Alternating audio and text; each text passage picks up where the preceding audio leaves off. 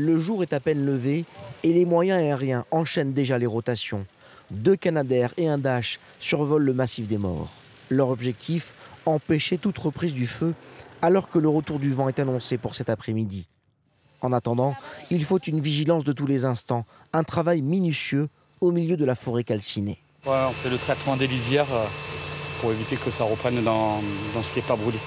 Avec le retour du vent et les températures les plus chaudes de la journée, le retour du soleil au zénith, c'est une possibilité d'avoir des reprises sur des secteurs où des points chauds subsistent.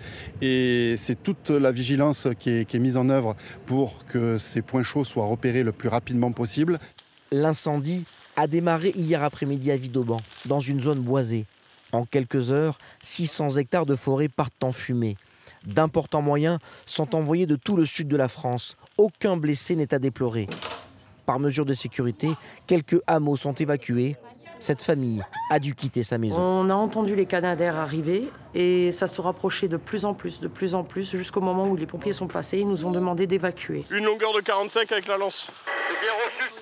Au même moment, des centaines de pompiers mènent des actions de noyage sur des kilomètres dans des secteurs boisés, parfois difficiles d'accès.